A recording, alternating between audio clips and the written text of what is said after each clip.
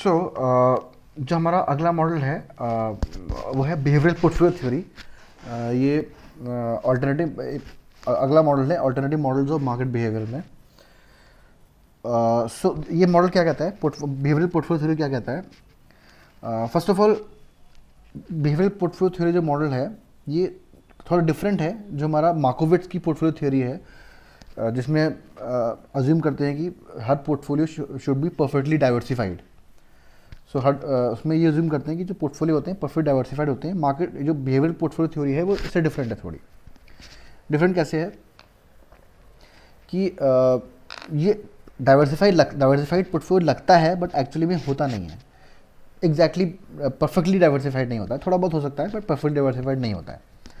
अच्छा, मार्कोविट्स portfolio theory क्या कहती है कि हम जो रिटर्न लेते हैं वो एक्सपेक्टेड पोर्टफोलियो रिटर्न लेते हैं और एसेट्स के आपस में कोवेरियंस को कंसिडर करते हैं ताकि रिस्क हम प्रॉपर्ली कैलकुलेट कर सकें। मीन वेरिएंस एनालिसिस करते हैं, पोर्टफोलियो का वेरिएंस एज अ होल लेते हैं, जो कि कोवेरियंस को कंसिडर करने के बाद पोर्टफोलियो का वेरिएंस एज अ होल आया है वो लेते हैं।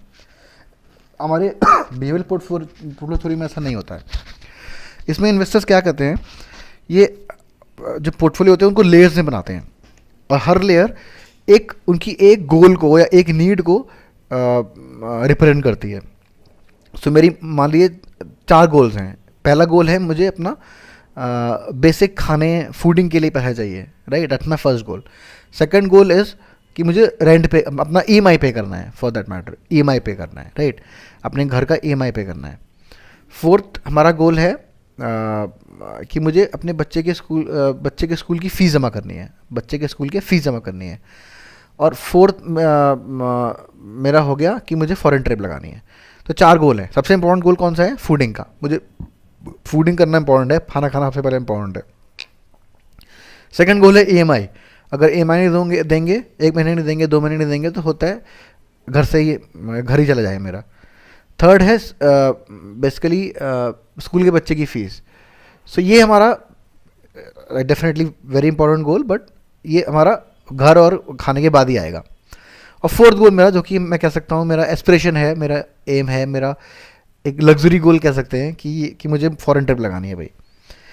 सो अब क्या है कि मैं अलग अलग अमाउंट अलग अलग गोल के लिए एलोकेट कर दूंगा, लेयर्स में लगा दूंगा। तो टॉप लेयर क्या है मेरी? फूडिंग की। फूड मेरा इनफ होना चाहिए, खाने के लिए पैसा होना चाहिए।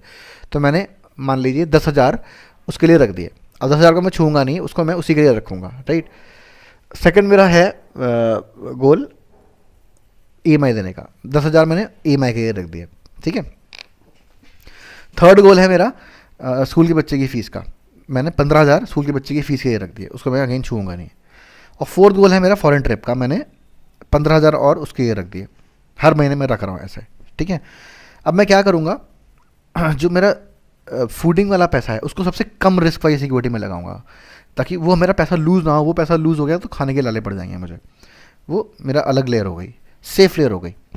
सेकंड वाला जो ईएमआई वाला है उसको मैं थोड़ा सा रिस्क में लगाऊंगा, बहुत, लेकिन उसमें भी कम, उससे थोड़ा ज़्यादा रिस्क ले सकता हूँ हमारी फर्स्ट लेयर से, जो कि फूडिंग वाली थी, उससे थोड़ा ज़्यादा रिस्क ले सकता हूँ सेकंड वाली लेयर में, मगर उसको भी सेफ ही लगाऊंगा।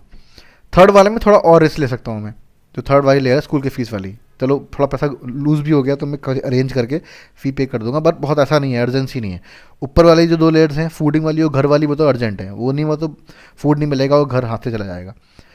थर्ड लेयर थोड़ी सी कम इंपॉर्टेंट कह सकता हूँ। अगेन ये पर्सपेक्टिव है लोगों का अलग अलग, बट एक जनरल पर्सपेक्टिव बता रहा हूँ। किसी को स्कूल की फ़ीस ज़्यादा इंपॉर्टेंट है कि घर चलो चला भी जाए तो मैं किराए घर पे रह लूँगा, ठीक है। वो अपने पर्सपेक्टिव है लोगों का, अपने हिसाब से लोग लेयर्स बनाते हैं, गोल्स बनाते हैं, उनकी इंपॉर्टेंस डिसाइड करते हैं कि जितना ज़्यादा इंपॉर्टेंट गोल है उतना ऊपर आएगा, उतने ऊपर उसकी लेयर आएगी। लास्ट जो गोल है मेरा फॉरेन ट्रिप वाला, वो उस जो अमाउंट मैंने 10,000 उसके लिए एलोकेट करा है, वो अमाउंट मैं रिस्क की सिक्योरिटी में लगा सकता हूँ, डेरिवेटिव्स में लगा सकता हूँ, उसके साथ कैसे भी खेल सकता हूँ, बिकॉज वो अमाउंट चला भी गया तो कोई बात नहीं। मे बी अगली बार मैं और अमाउंट लगाऊंगा तो ज़्यादा कमा ले, क्या पता। मतलब वो कोई ऐसा अर्जेंट गोल नहीं भी पूरा हो तो कोई बात नहीं। मैं फॉरेन ट्रिप नहीं भी जा पाया तो भी चलेगा, कोई बात नहीं। क्या पता मेरा डेरिवेटिव्स में बहुत ही अच्छा प्रॉफिट आ जाए तो मैं पूरे गोल वर्ल्ड ट्रिप पे निकल पड़ूँ, वर्ल्ड टूर पे निकल पड़ूँ, तो इट डिपेंड्स अगेन। तो उसमें मुझे ऐसा कोई टेंशन नहीं है, मैं बहुत ज़्यादा रिस्क पे भी लगा सकता हूँ। सो ऐसे करके लोग ऐसे लेयर्स बनाते हैं और गोल्स की अपने गोल्स के हिसाब से और उनकी इंपॉर्टेंस के हिसाब से।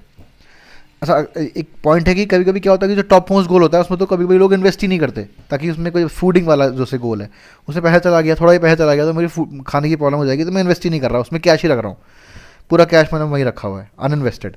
वो भी सही नहीं है। अगर हमारा प्रॉपर पोर्टफोलियो बना होता है डाइवर्सिफाइड, उसमें ऐसा नहीं होता, उसमें हम एक लिमिटेड कैश ही रखते। यहाँ पे तो हम मतलब फर्स्ट लेयर का पूरा कैश ही रख के ले रहे हैं, so which is not right.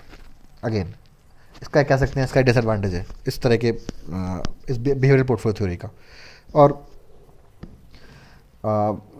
Again इसमें एक चीज़ और है जो एक कह सकते हैं नोटिफाई करने वाली चीज़ है कि ये इस तरह का पोर्टफोलियो बन जाता है कि जिसमें हम एसेट्स का आपस में कोरिलेशन नहीं लेते हैं, आपस में कोरिलेशन देखते ही नहीं है, तो जो हमारा रिस्क होता है एक्चुअली हम बढ़ा रहे हैं रिस्क को, या यूँ कह लीजिए हम उसको सही से डाइवर्सिफाई नहीं कर रहे हैं, राइट। अगर हम आपस में कोरिलेशन ले रहे हैं तो हम उसी हिसाब से इन्वेस्ट करते, उसी हिसाब से एसेट्स को चूज़ करते, हम ऐसा नहीं करते हैं। फॉर एग्जांपल हम आपस में कोरिलेशन नहीं ले रहे हैं तो हम क्या पता हम एक ही इंडस्ट्री में सारा इन्वेस्टमेंट कर दें, ठीक है। एक इंडस्ट्री में भी हमारे कम रिस्क वाले ज़्यादा रिस्क वाले हो सकते हैं फैक्टर्स, सिक्योरिटीज़ ज़्यादा रिस्क वाली हमने नीचे डाल दी, डेरिवेटिव्स ऑयल इंडस्ट्री का डेरिवेटिव नीचे डाल दिया, ऑयल इंडस्ट्री का से बॉन्ड हमने सबसे टॉप लेयर में डाल दिया, ऐसा कर सकते हैं। बट सिर्फ एक इंडस्ट्री पे ले लिया तो टेक्निकली हमने समझा कि डाइवर्सिफाइड है, क्योंकि हमने अलग अलग रिस्क वाले सिक्योरिटीज़ ली हैं कि ऑयल का डेरिवेटिव्स हमने सबसे नीचे डाल दिया, ऑयल का बॉन्ड सबसे ऊपर डाल दिया, ऑयल के equity share blue chip shares second पे डाल दिया, ऐसे करके हमने ट्राई किया डाइवर्सिफाई करने का।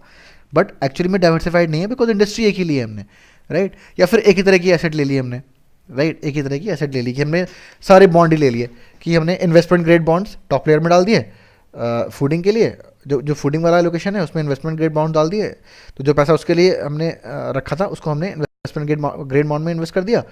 और जो सबसे बॉटम मोस्ट लेयर है उसमें हमने जंक बॉन्ड्स डाल दिए, जिसमें सबसे ज़्यादा प्रॉफिट हो सकता है, जिसमें बहुत ज़्यादा प्रॉफिट होता है, हमें लगता है कि बहुत ज़्यादा प्रॉफिट हो सकता है, तो हमने सिर्फ बॉन्ड ले लिए, वो भी सही नहीं है। सो जो प्रॉपर डाइवर्सिफिकेशन होता है उसमें हर तरह की एसेट कवर होती है, हर तरह की इंडस्ट्री कवर होती हैं, कभी कभी इंटरनेशनल डाइवर्सिफिकेशन हम करते हैं, आपस में कोरिलेशन प्रॉपर कोरिलेशन लेते हैं। हम आपस में कोरिलेशन इसमें नहीं ले रहे हैं। अगर हम आपस में कोरिलेशन लेते हैं तो हम सिर्फ एक ही तरह की एसेट में या एक ही तरह की इंडस्ट्री में कभी भी इन्वेस्ट नहीं करते, राइट। मगर हम तो हमने एक नोशनल बना लिया कि हमने कम रिस्क, हमें बस इतना देखना है कि कम रिस्क और ज़्यादा रिस्क, और उस हिसाब से हमें रिस्पेक्टिव गोल्स के हिसाब से इन्वेस्टमेंट कर देने हैं। बट वो सही तरीका नहीं है, हमें प्रॉपर कोरिलेशन देखनी चाहिए, आपस में उनका कोरिलेशन क्या है, उनके इंडिविजुअल वेरिएंस क्या है, सबको देखना चाहिए। यहाँ पे टेक्निकली हम सिर्फ इंडिविजुअल वेरिएंस देख रहे हैं, सिर्फ इंडिविजुअल वेरिएंस देख रहे हैं, सिर्फ इंडिविजुअल रिस्क देख रहे हैं। हमें इनकी as I said covariance and correlation भी देखना चाहिए, तो जो कि हम इसमें नहीं करते हैं। इससे क्या होता है, हम एक तरह से क्या कर रहे हैं, टेक्निकली हम इंश्योरेंस पॉलिसी भी ले रहे हैं, जो कि हम टॉप मोस्ट लेयर में को हम कहते हैं सबसे सेफर इन्वेस्टमेंट जैसे कह सकते हैं।